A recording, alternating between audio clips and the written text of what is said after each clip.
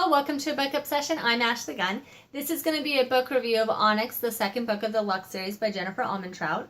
For anyone who has not read Obsidian or has watched that review, I would definitely suggest you do that. With this series, everything that comes after does spoil before. So for anybody who's not interested in spoilers, definitely start at the beginning. With that little disclaimer out of the way, let's go ahead and talk about Onyx. This is kind of an ingenious idea by Jennifer. What she did was she gave the aliens a kryptonite. You cannot have an alien species living in peace with human beings and there not be any kind of equalizer between the two of them. And Onyx is that equalizer. Although it does not suck their power, what it does is it immobilizes them in pain.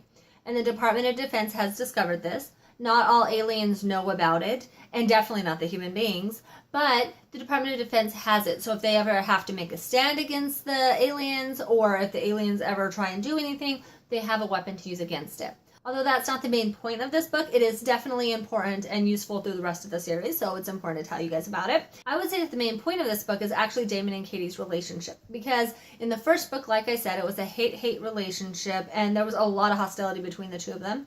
In this book, Katie's going to suffer a lot of ramifications from Damon healing her in the first book. If you remember, in the first book, Katie almost died. She was on the brink of death, and Damon healed her. There's going to be ramifications for that choice. And at the same time, Damon's feelings for Katie have changed, and he's basically decided to let his walls down and accept his feelings for her. Obviously, Katie is going to be questioning this decision because she's worried that he's feeling things for her, basically from like a psychic connection from healing her.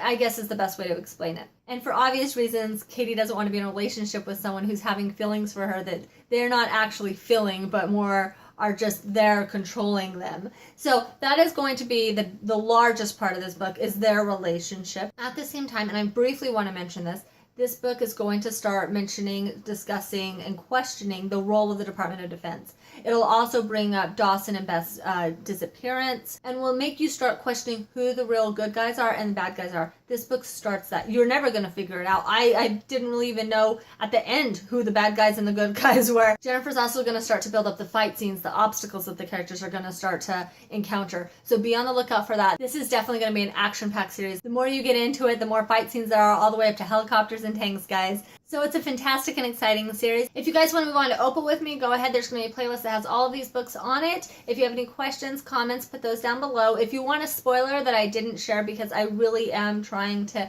keep some mystery about this series, go ahead and email me. If you want my reviews, go ahead and subscribe. Thank you all for joining me.